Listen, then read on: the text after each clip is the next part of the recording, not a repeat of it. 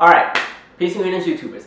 So welcome to part 16 of my R&B is Dead, What the F Happened series. And in this specific episode, I want to backtrack to something that I talked about in episode 2, where I said that I personally believe that R&B in general as a genre didn't have its own identity anymore or its own unique sound. And it was because the artists had all latched on to other sounds that were popular in order to try to catch on to the success that the other genres were having. So by the time they tried to get back to the roots of what R&B would have been, they didn't know what to come back to because the creativity had died. They didn't know where to go creatively. And in addition, it's just the sound was no longer as popular, and so a lot of these artists started flopping. And that's literally been the narrative ever since. And I made that video in 2012, and the same thing still applies in 2016. But in order for us to talk about what's going on today, we have to backtrack and go to the past. So what I would like to do is, I just want to go ahead and say this now. One of the reasons R&B is really struggling is because the pop acts have hijacked the entire R&B experience, sound, and image. They've been doing it for the last 15 years, and I feel like, in my opinion, it was something that record execs had been planning to do since the 90s. And now the residual effects of that early planning that they had in the 90s is now affecting us in 2016. That explains why R&B artists don't get played on mainstream radio, and that explains why R&B artists basically don't even get radio play in general unless they have latched on to what the rappers are doing, because rap is still a force in the industry, but R&B is not. So literally, if you're an R&B artist, you're in 3 lanes. You're in the neo-soul, this is the Jill Scott, Anthony Hamilton tweet, the whole Boiling Greens lane. You know, that's cool. They have their success in their own realm. They'll be able to sell concert tickets at the venues that they go to, but they're never going to get that opportunity to cross over into the mainstream outlets ever again. They'll never get that opportunity to be played on mainstream radio. And the funniest thing, somebody like Jill Scott, her last 2 albums have been #1 albums. So even though she has the #1 album in the country, she's not mainstream enough to be played on mainstream radio. You know what I mean? So you have that lane. The other lane is the R&B singers who latch onto what the rappers are doing. This is the Bryson Tillers and the Trey Songz and the August Alsinas and some of the, I can't even think of any of the female R&B singers at the moment, but these are the singers who latch onto what the rappers are doing. And they're basically just singing over rap beats and trap beats, and they do just enough singing to get by, and they're cool enough, and because they have enough swagger and they have enough association with what the rappers are doing, they get a little bit of radio play on the mainstream outlets. And then you have another lane, which is a new one, which is the alternative R&B lane. And to me, alternative R&B is a cross between neo-soul and R&B acts that latch on to rap music, and it's a cross between the two. So some of these some of these alternative R&B acts, they get the best of both worlds. Some of them can be somewhat successful in the urban adult contemporary lane, where the neo-soul artists are being all stuffed at the moment, and they can cross over and get a little bit of exposure in the mainstream with some of the Bryson Tiller type acts. So somebody like a Bryson Tiller or FKA Twigs or something like that, they kind of get a little bit of exposure. FKA Twigs is kind of different from Bryson Tiller. That's probably not a good comparison, but like FKA Twigs, she is in a position where she gets the respect of a lot of R&B heads for being just unique and different, but she's still respected by some of these Bryson Tiller, August Alsina type fans.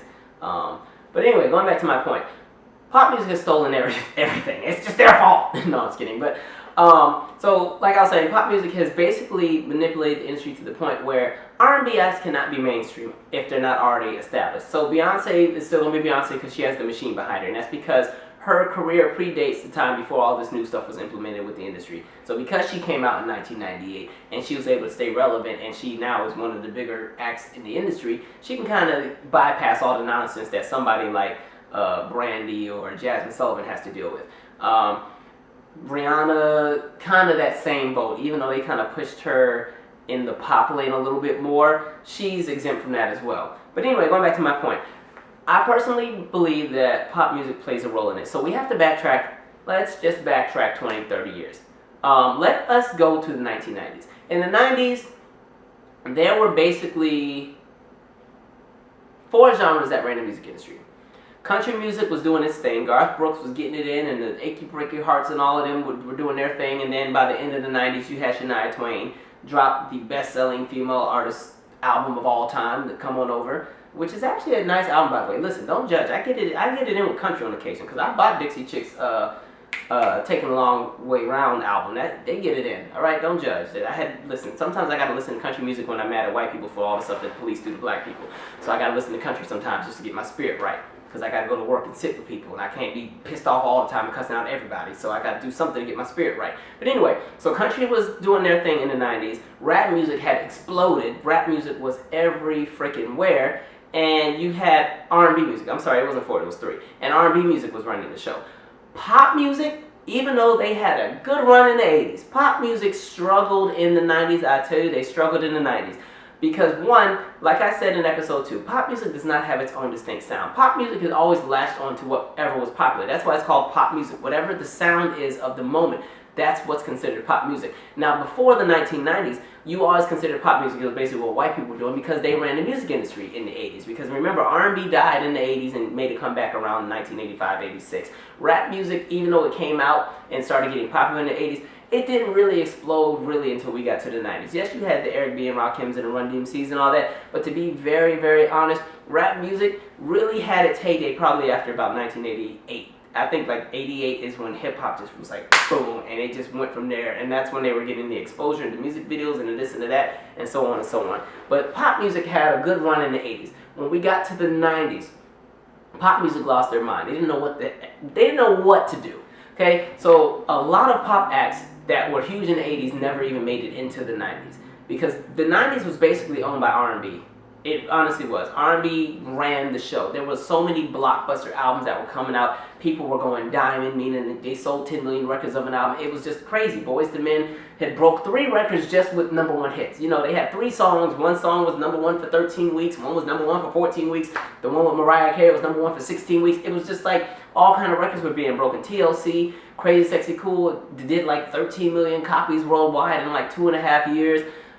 You just had all of these huge colossal projects. Janet was doing what she did, and so it was just a great era. But for pop acts, they were struggling, and the biggest thing was they didn't know what to do with their sound. Now here's why I say the things happened the way they happened for the pop acts. Because the 90s was basically owned by black people musically, rap and hip hop were doing their thing and R&B did their thing.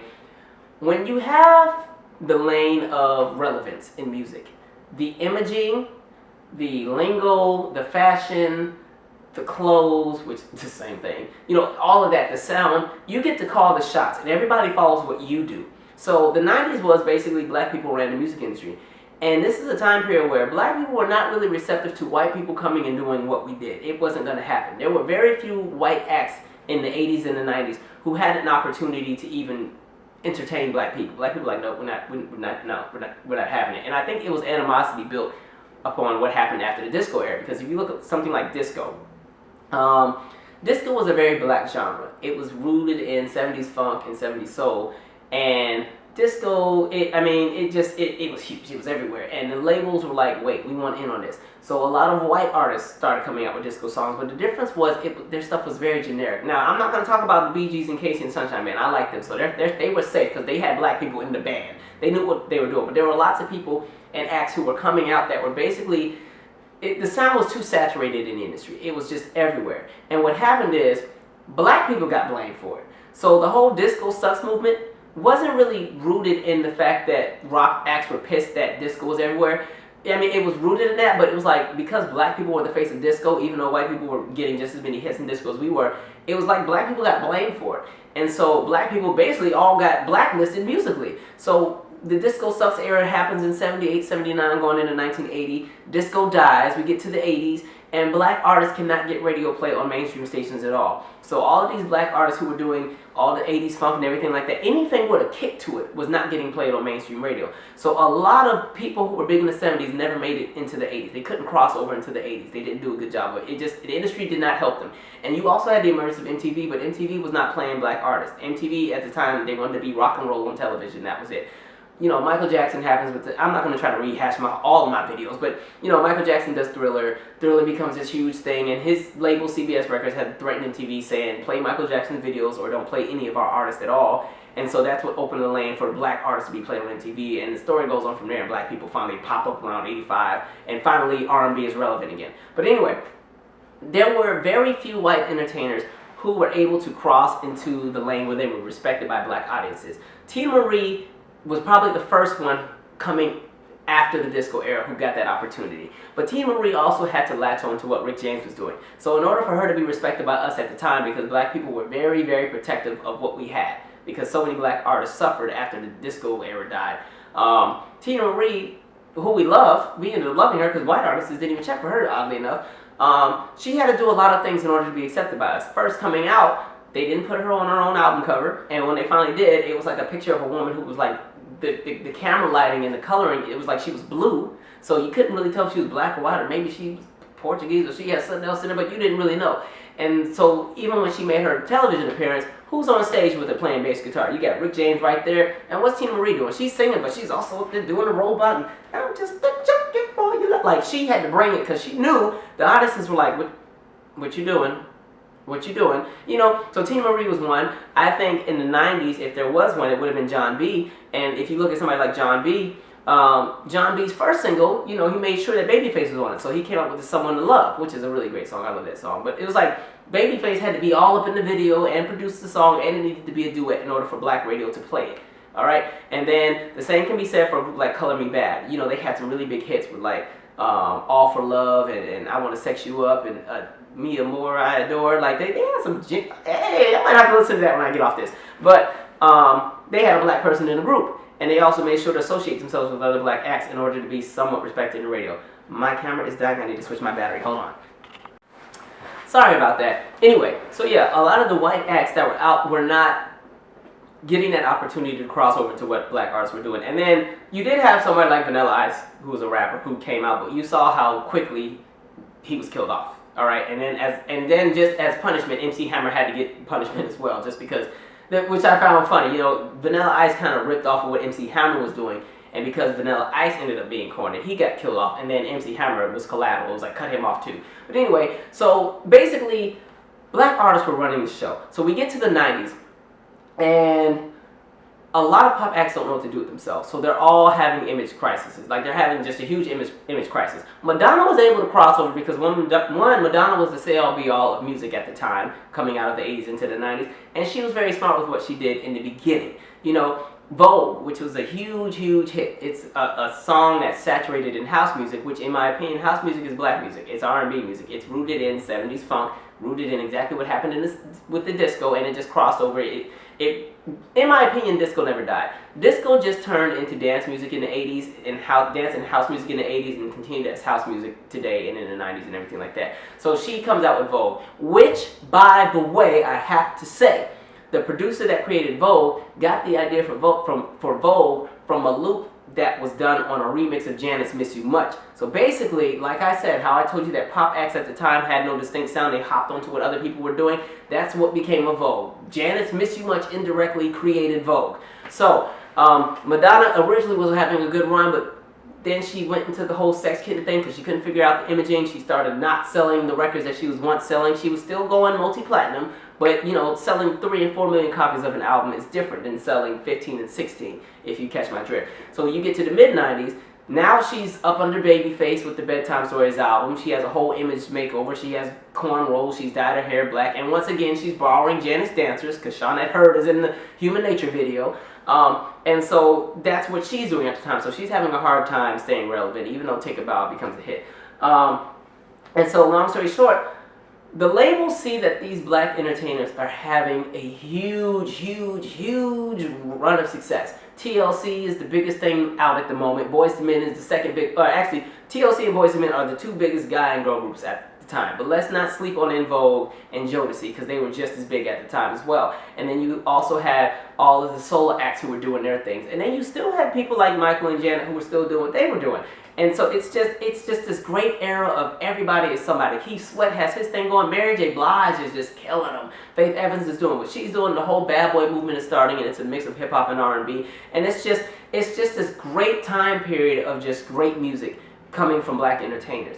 And a lot of the pop acts are struggling. So a lot of pop acts start switching genres. So Alanis Morisette, who had probably one of the biggest albums of I think 1995 or 1996 with Jagged Little Pill, she's originally a pop artist. If you look at her first earlier music videos when she was still a Canadian artist, popular in Canada, she was making pop music. And then Old Boy pissed her off and she wrote an album and it was really grunge and rock. And it became one of the biggest albums of the 90s. But she left the pop lane to go to rock because pop just was struggling at the time. New Kids on the Block was finished. You know, they were huge in the late 80s going to the early 90s, but then they tried to do a whole R&B thing. It didn't work and the group disbanded. But at the time, people forget, they were like the NSYNC or the One Direction of that time. They just never made it into the 90s that well. They got killed off. So long story short, country was doing their thing, rock was doing their thing, R&B and rap were doing their thing. And the labels are like, we need to get in on this, because everybody knows white people will support other groups of people, but they will support their own over anybody. And any group of people do that. Black people were the same way. We'll support white people doing whatever, but if we can find ourselves to do it, we'll do it ourselves. It's just the way that people work socially. You support your own before you will break your neck to support somebody else. You want to see somebody who you can identify with doing something that you enjoy. So white people loved R&B, they loved rap music, but of course they like it even more when their own do it. So the labels are trying to figure out, how can we get these people to have the same success? And because at the same time, any white artist who was trying to come out with something, they weren't getting played on black radio, and black radio ran the music industry at the time. So I noticed that something interesting happened. There were two shows, and I feel like this is rooted into something that will happen almost 10 years later. There were two shows that came out that were rooted in getting the attention of the young children. Kids Incorporated, Mickey Mouse Club. And on that show, you have kids who, it's like a variety show, but they also perform a lot of the most popular music in the industry at the time. And so Fergie's on Kids Incorporated, you have Britney Spears, you have Christina Aguilera, Justin Timberlake, Rona, she's the black girl that's now the third member of En Vogue, the new version of En Vogue. Like, all of them are on these shows. And every week, they're performing songs that are popular on the radio. What kind of songs are these kids performing? You have Britney Spears and Justin Timberlake performing Shaka Khan, I Feel For You. You have Fergie performing Janet, You Want This. You have Christina Aguilera performing Whitney Houston, Run To You. And freaking Harold Melvin and the Blue Notes, Wake Up Everybody. Like, it was like, you had these little white kids, and I don't know why I put her in the mix, but she was on the show, I just wanted y'all to know. You have all these nice little white kids singing all these R&B and soul songs from the 90s and the 80s and the 70s. I mean, and so what it does is, it opens a lane for the current generation of kids that are watching, because now, little white kids are not territorial with R&B music, because R&B music was never theirs, but now, even though they grew up listening to whatever was going on in the 80s with the pop and the country and the rock, they're receptive to the R&B sound. Because one, it's already the mainstream, it's already the say-all, be-all anyway, but now they can see kids that look just like them doing it. Great, awesome. So we fast forward to 1998, almost, 8, 9 years later. And the record execs are kind of chilling, and they're like, wow, let's just, I think I have an idea, Janet Jackson is getting older. She's like 30-something now, so she doesn't quite have the full attention of the teenagers. They're looking for somebody great. And, we just saw the Spice Girls have this huge run, but they've already broken up, basically. So we need to figure out something. So, boom, here comes Britney Spears. And when you look at Britney is like a very nice, young, white version of Janet. And this is no diss to Britney, because I like Britney. Britney got it in back in the day. I feel bad because the industry exploited the mess out of her, and now she can't even speak in complete sentences sometimes, and you don't know if she knows what day of the week it is. But I rocked with Britney when she was little, because I was a TRL baby. And you look at Britney, they give her a song, Hit Me Baby One More Time, which is, in my opinion, an R&B song. A lot of those songs that came out of the teen pop explosion, in my opinion, were R&B songs.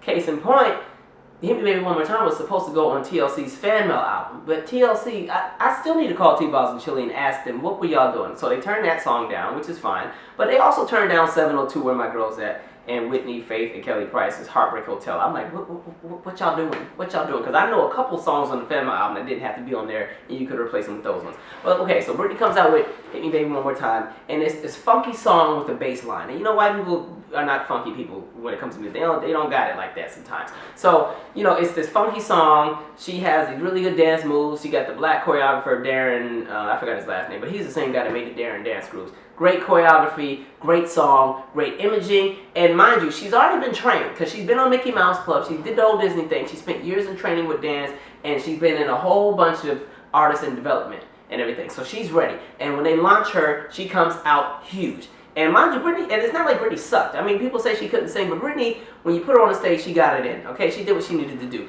And then the videos were good. So you look at the first 5 videos that she had. Britney had all this super swag. So it's the Hit Me Baby One More Time, Sometimes, Crazy, Born to Make You Happy, which was released in Europe, and then the From the Bottom of My Broken Heart. And with that album and the videos, just watching her, she had these little gestures and she'd do the duck lips and all that crap. And so basically she emulated what all of the R&B and the black acts were doing in the 90s. She emulated everything Janet was doing and what TLC was doing, and even Mary J. Blige as far as the facial expressions and some of the gestures and this. So they basically create this white version of black energy and put it out there, and white people eat it up. And of course, the kids eat it up, because the thing that worked for Britney that did not work for Janet was never marketed to children. Janet was 21 by the time she really popped off. So she was never marketed to kids. Britney was, and she was white. So it was like, oh my God, it's two great things that will help her out. And so Britney becomes this huge thing, but that's not where it stops, because then you have Christina, and the labels are like, at RCA, like, we need to create somebody. We need, like, you know, Whitney Houston's great, but she's no longer this princess that she was in the 80s, and, you know, we don't like her imaging, and, you know, she's a little too R&B now. She didn't want to do the whole pop thing, and even though she's this great diva, she's also getting older, because she's older than Janet. So we need to come out with somebody who's nice and young and white, who can do what she can do, because, you know, Celine Dion is out, but Celine Dion is for the older audiences. We need somebody who can get that young energy. So boom, you come out with Christina. And Christina kind of has that same element where you got this white girl who can sing. And not just sing, but it's like she studied all the black artists. So she studied the Etta James and the Whitneys and all of them. And so she has little tiny elements of what they can do in her voice.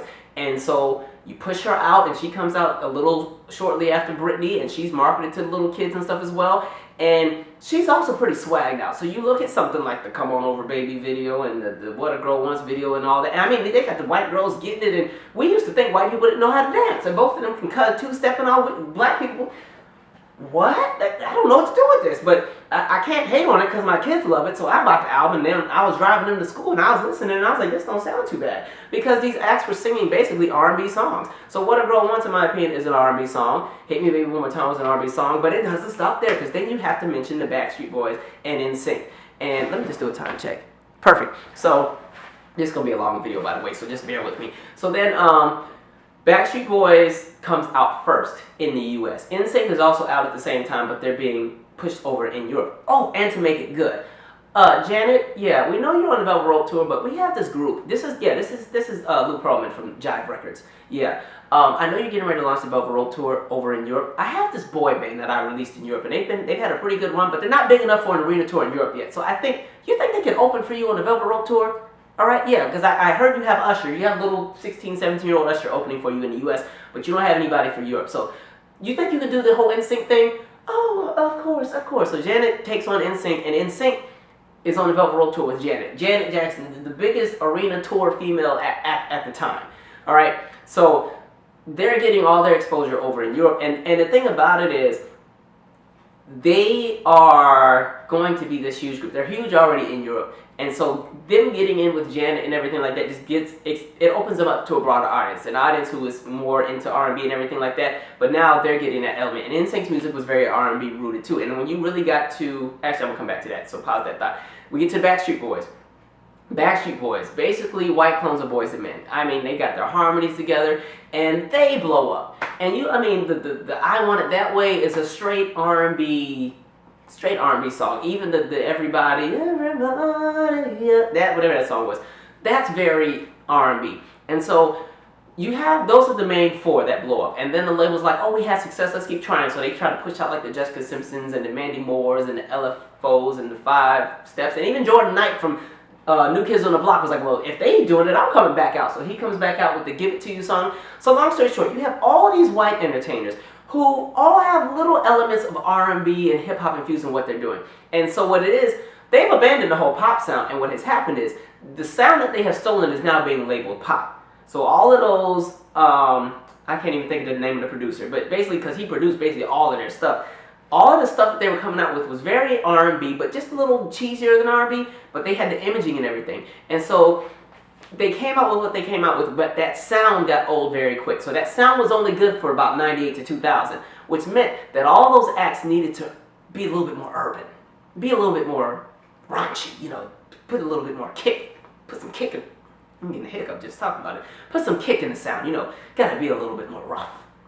So what happens? When they all start coming out with their second and third albums, the sounds are different. Britney Spears, by the time she gets to her third album, she's working with Pharrell Williams, and she drops Boys and Slave for You, which were actually supposed to be for Janet Jackson, but she turned those down. See what I'm talking about? Like, these industry people knew what they were doing. So, you know, that one, you know, Britney's a little bit more urban. Christina comes out with Stripped, and, you know, she's working with Redman and Alicia Keys and everything like that on her album.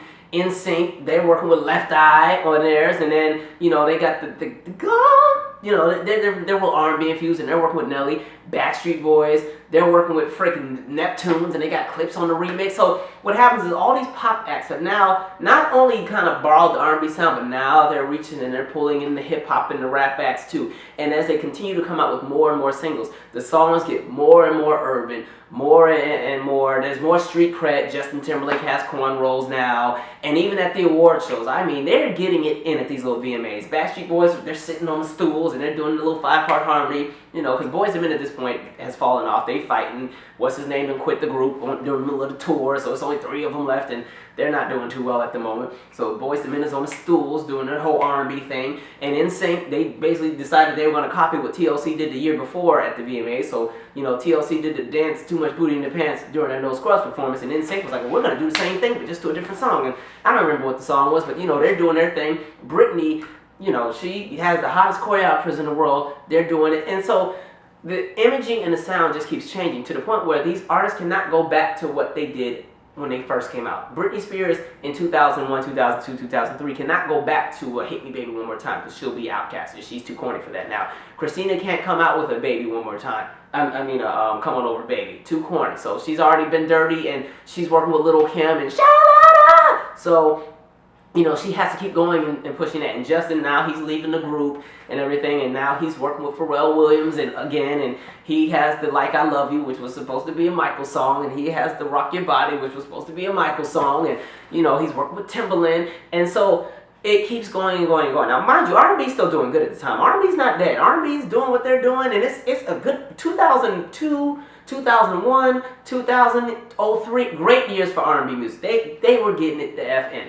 And so everything that I said in part 2 of my series now correlates with what's happening around this time.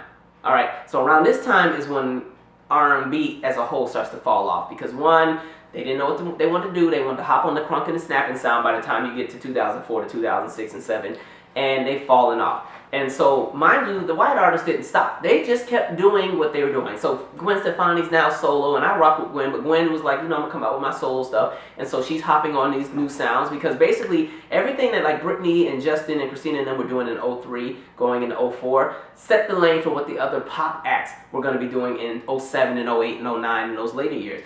And basically all the white acts who are coming out have edge to them. They have this urban whole little kick to what they're doing. They're no longer these bubblegum cheesy people. They're all swagged out. They go into interviews, yo, what up, it's your boy so-and-so, I'm about to drop that. I mean, they're going on 106 and Park to promote their projects, all of that. So you fast forward, R&B starts dying around 2007, 2008, like just getting its butt kicked overall. There's a few people who are still doing it. Beyonce, Sierra, Alicia's still kind of doing her thing. Usher is kind of falling off at this point. Omarion's holding on for dear life, you know, but so they're starting to fall off. EDM explodes. And so all of those pop acts who were super urban were like, oh, well, we're white anyway, we'll go to EDM. So Britney is like, okay, you know, I was down with y'all. I know when I came out with Blackout, I worked with Timbaland and like Danger for the whole project, but you know what, I'm white again, so womanizer, you know. So she's back to that, and Christina she had been kind of falling off, but that's because she kind of clung to what the R&B sides were doing and everything. And then, you know, Justin, he's come out with Future Sex Love songs, and he come out with the 2020 Vision, and who else? Backstreet Boys are done. They're in Europe touring somewhere. But long story short, all of those pop acts who were super edgy, super urban, or whatever you want to call it, they went right back to the whole EDM sound. They were all dancing and fist pumping and everything. R&B acts are lost and confused, don't know what to do with themselves, so they're all flopping and falling off, and everybody is confused. They don't know what to do with their own sound, because they were so busy being distracted by what everybody who was snapping and getting crunk were doing. They didn't realize that their whole sound was being jacked by all the pop artists. And then you fast forward to today, and now that same thing is happening. So Justin Bieber, you know, he has the song Sorry, which is basically it's a soca song. That's not even really R&B, but that still gets credited to us anyway, or those who are West Indian. And I'm not West Indian, I'm just yeah, that whole thing. But anyway, so he has that video, and the biggest slap in the face with that video is it's a soca song that's very infused with black and urban and West Indian culture, and then you have all white female dancers. And it's not like they're doing a little happy white dance. No, these little white girls are getting it in. I'm like, what the I was so pissed when I saw that video. So you got Justin doing his thing, Katie drops Dark Horse a few years earlier, and even what Taylor Swift has out has a little bit of kick to it. Fifth Harmony, even though I have yet to hear a 5-part harmony from that group. They're, all of these groups are doing what the urban acts are doing. And the Meghan Trainor with the No song, and then there's some other song, I don't know what the song is, but the bass line is like dun, dun, dun, dun, dun, dun, dun, dun, dun, dun. I don't know what song it is, who sings it, but basically all these pop acts, they're doing basically what the R&B acts should have been doing. Ariana Grande is a perfect example. When she came out with that first album, so the Little Lovin' It and the Love the Way and the Baby I, those are all R&B songs. They have elements of pop that are kind of sprinkled on it to kind of make it not too urban, but urban enough so that white people are comfortable listening to it. But like basically they have stolen and they taken that sound and run with it. So now you have these R&B acts and they're like, well, what are we supposed to do? Because at this point, the R&B acts don't know where they're supposed to go creatively. And to be fair, it's not 100% on the pop artists, because they're just doing what they do, kind of. And then the industry as a whole, it's not also on R&B acts either, because the industry as a whole has just changed. And it's set up in a way where it's not set up for R&B acts to be mainstream anymore. Because if you really look at how things used to be, you go to like the late 80s and the 90s, before then, record labels had the whole black divisions or the urban divisions. And because the black entertainers were doing so well in the late 80s and the 90s, a lot of the labels got rid of those divisions. They got rid of them because there was no purpose in having one, because Jodeci was so huge, or a Monica was so huge, or an Aaliyah was doing so great, or a Genuine, or a Tyrese, or some of these other acts. They were doing so well, you didn't need to put them in an urban division, because one, half of the labels that were out were urban labels anyway. So it was just, if you were on a label, you were on a label. You were going to get the full everything. And even if it wasn't an urban label, if it was a label that just, you were a bigger act on that label, there was no such thing as an urban division. So somebody like Janet was not in the urban division over at Virgin Records. She was the label. That was it. It was Janet Jackson, Paula Abdul, who had fell off, and Lenny Kravitz. Those were the main acts on the label at that time. Or if you had like Salt and Pepper, which is actually more of a hip hop, but like when they signed to Red Ant Records in like I think '97 when they came out with the brand new project, that label, they were going to be the say all be all of that label. They weren't going to be put in a subcategory behind a bunch of other artists and then they get a few little sprinkles of money for funding and stuff here and there. No, these acts were all the say all be all. Then when R&B started falling off again, that's when these labels started recreating these urban division departments and everything. And then that, before you know it, these acts were getting less funding. They were getting less investment, less promotion. They weren't spending the same amount of money on the producers. And then the 360 deals started coming about and everything like that. And so the industry started to change. So the R&B acts just kept getting the short end of the stick. So going back to what I said, because I do want to clear up one thing before I end this video, because I know I did say some of these songs like the Christinas and the Britney and the stuff that they were coming out with, like the What a Girl Wants and the Hit Me Baby One More Time. I know I said that they kind of have an R&B element to them. I don't want you guys to think that I'm calling these songs straight R&B songs. They're rooted in R&B. They have the R&B bass lines, the R&B producers, everything like that. But the label did certain things just to make sure that it still had a pop crossover success. And like I said before, R&B at one point had so many sounds that it was really hard to just categorize R&B into one sound. So I think that that whole teen pop explosion sound would have went into a specific lane that I still think, in my opinion, is pretty much an R&B sound. So yeah, you're not going to really say Hit Me Baby One More Time would sit in the same lane as a Tyrese Sweet Lady. I just want to clear that up because I know somebody's like, what the fuck? Hell no. Ain't no Britney Spears the same as no Lauryn Hill. I can hear it already. So before y'all even put that in the comments, let me clear that up. But yeah, so the acts are so lost where to go creatively. And so you have so many R&B acts who have latched onto what the rappers are doing. And my biggest thing about that is, y'all should have learned from the first time y'all did that with the whole crunk and the snap movement. That's what killed off a lot of R&B acts who were never able to get out or get past 2006. Because they all wanted to be crunk in 2004, they wanted to snap in 2006, and they all hopped on that sound instead of being creative and doing whatever it is they needed to do. And so when the crunk and the snap sound died, they went along with it. So my biggest fear for a lot of these acts who are latching onto the rappers who are doing this whole trap R&B sound, if trap dies, you're going down with it. I just want y'all to know. So it's like, figure out what you want to do. And you know, if you want to do trap music and you want to do the whole whatever else the rappers are doing, cool. But you have to expound upon your sound or expand upon your sound and have different outlets and lanes. So what always worked for some of the bigger artists that I always name these videos, they were able to stay relevant because they weren't limited to just one sound. Like I said, music is like a big giant plate of food.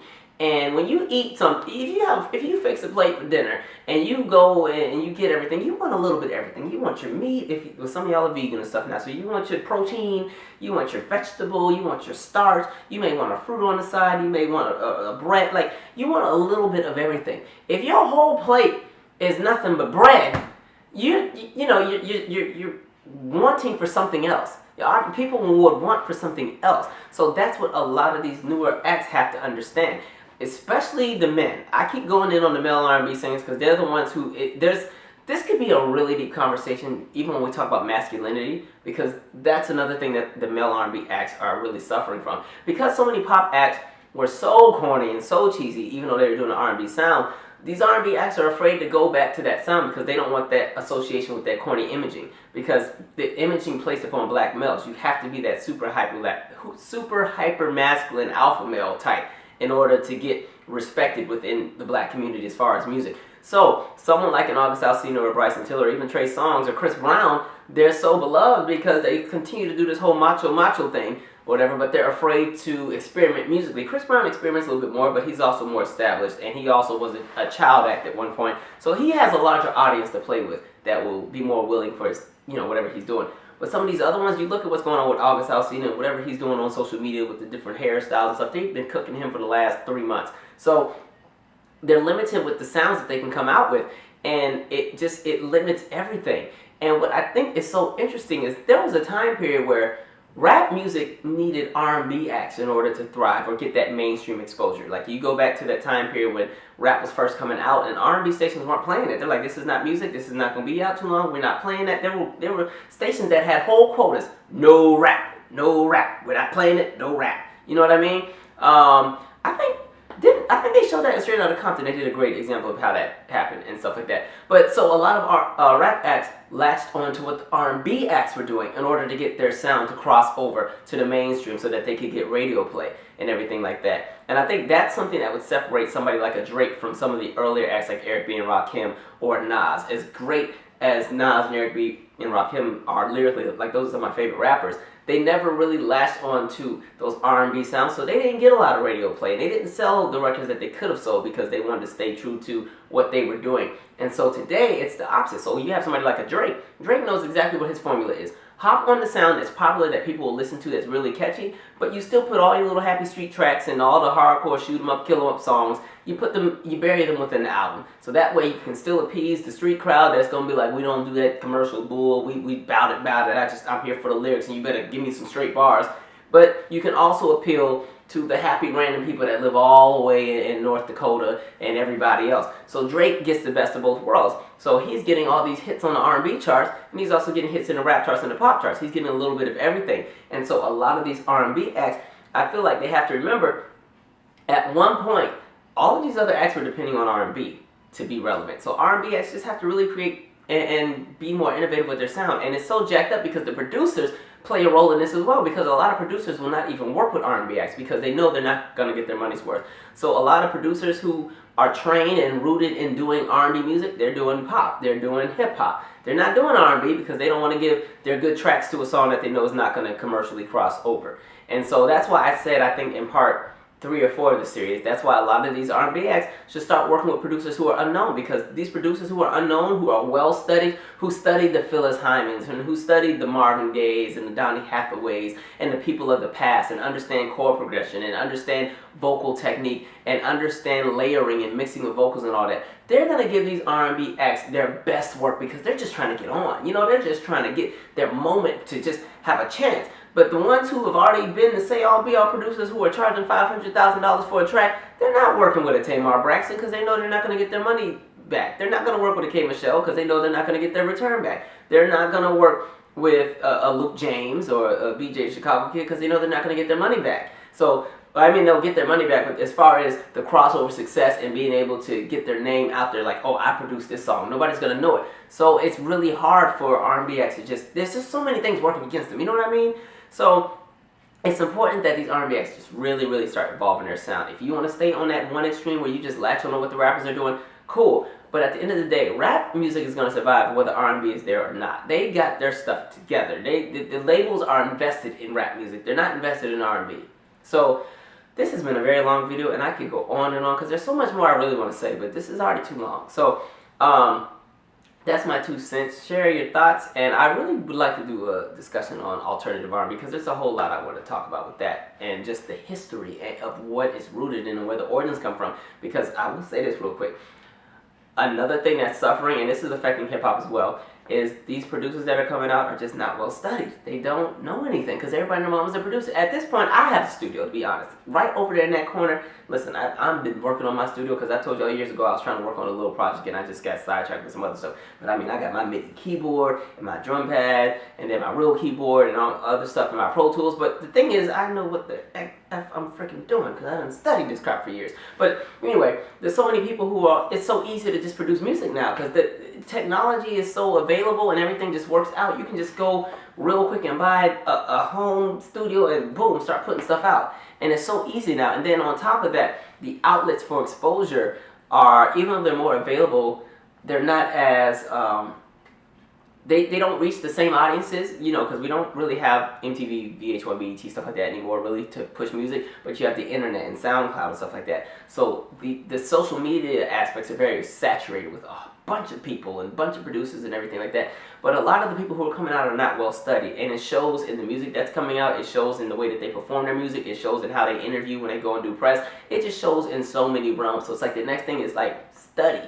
Go to the past. The problem is you have an entire generation that's now born into what this current standard of music is. So this is all they know. So when they hear about some of the greats of the past, they don't know what to do. They just know that it's old, so they dismiss it. And so they miss out on very knowledgeable elements of what they could be utilizing for later in the future when it comes to music. It's so important that you recognize and pay attention to what was done in the past. Because even with this whole thing with pop music still and everything, this isn't anything new. This is a whole Pat Boone, Little Richard mess only 40 years later.